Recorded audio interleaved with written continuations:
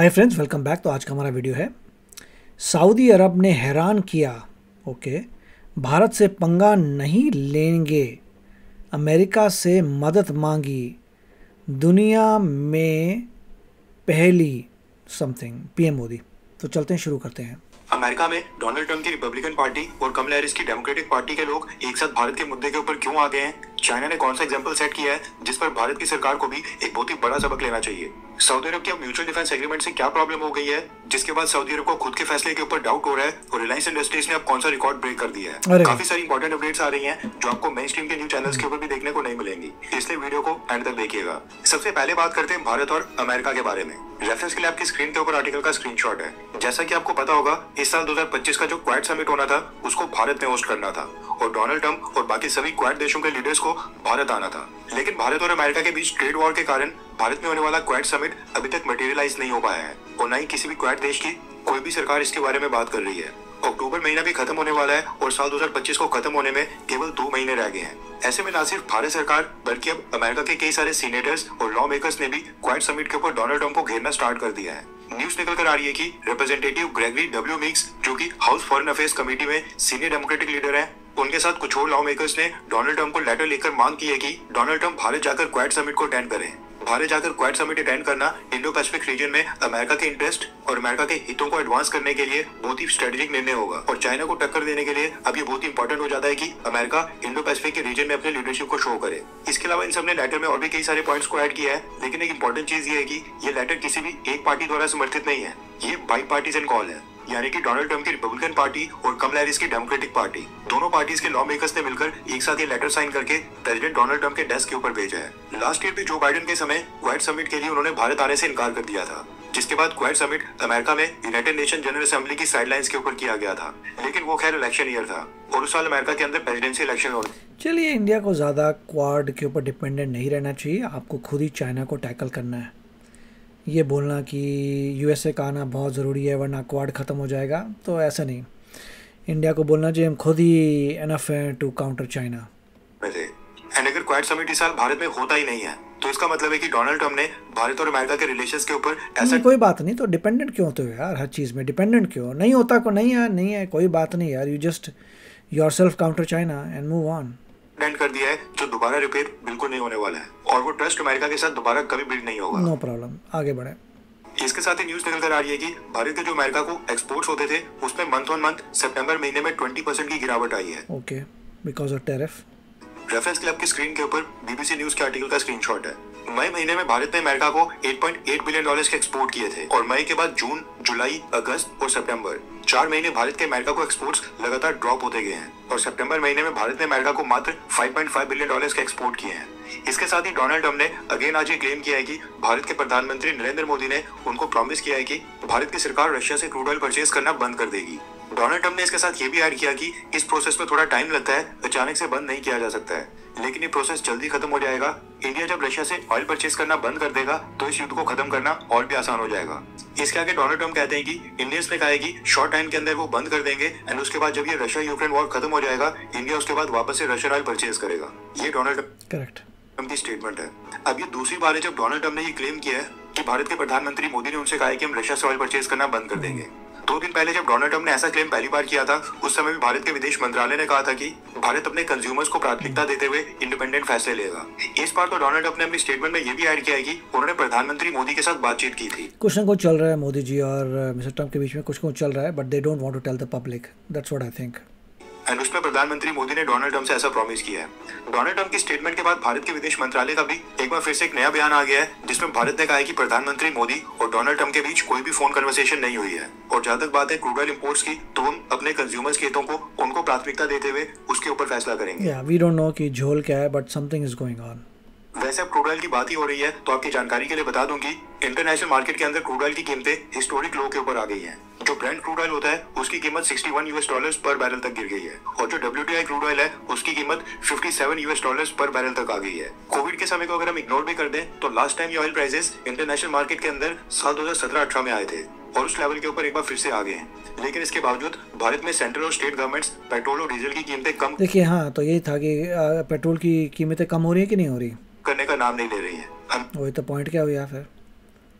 अगर crude oil सस्ता हो रहा है देन पेट्रोल की कीमतें भी कम होनी चाहिए, राइट?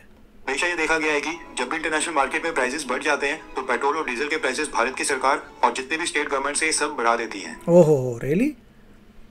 कि जब बैरल का क्रूड ऑयल का प्राइस बढ़ जाता है, मगर जब कम होता है तो कम नहीं होता है, तो गड़बड़ है भैया।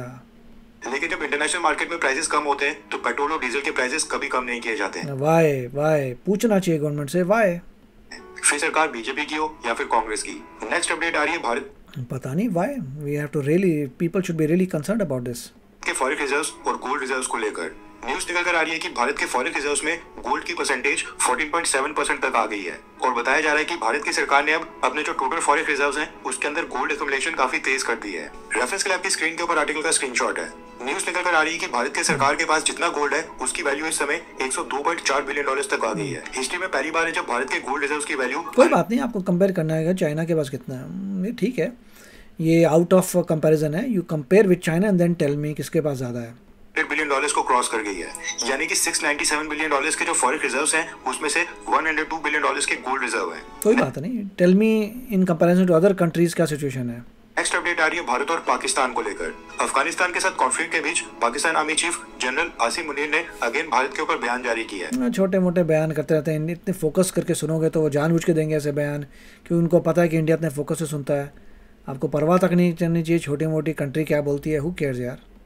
जिसमें फील्ड मार्शल ने न्यूक्लियर वॉर की धमकी दी है और उसकी जिम्मेदारी धमकी तो कोई नहीं दी थी भैया, उसने यही कहा था कि दोनों के दोनों नेशन न्यूक्लियर हैं तो न्यूक्लियराइज वॉर नहीं होनी चाहिए। देयर वाज नो धमकी एक्चुअली, भारत के ऊपर डाली है। इसके साथ ही लोग मीडिया में ऐसे फूफू करते हैं जिससे मीडिया में चले news, that's all there is no धमकी। भारत के रक्षा मंत्री राजनाथ सिंह जी ने भी पाकिस्तान को लेकर एक बयान दिया है, जिसमें राजनाथ सिंह जी ने स्टेटमेंट में कहा है कि पाकिस्तान की एक एक इंच जमीन भारत की ब्रह्मोस की पहुंच के अंदर है। ऑपरेशन सिंदूर ठीक है, यस इट इज देयर में जो हुआ वो सिर्फ एक ट्रेलर था। ओके अगली बार देखेंगे भैया, मौका मिलेगा तब देखेंगे पीओ के आता नहीं आता। 78 ईयर्स हो गए, टाइम और ऑन है अभी।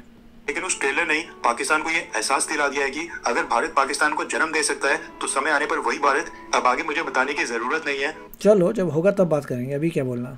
आप सभी समझदार हैं, ये कहना है राजनाथ सिंह जी का। करेक्ट, समझदार तो ये हैं, पता चल रहा है कि अभी एक मौका आया था जिसमें पीओ के नहीं वापस आया, तो सब बड़े समझदार हो गए हैं लोग अब।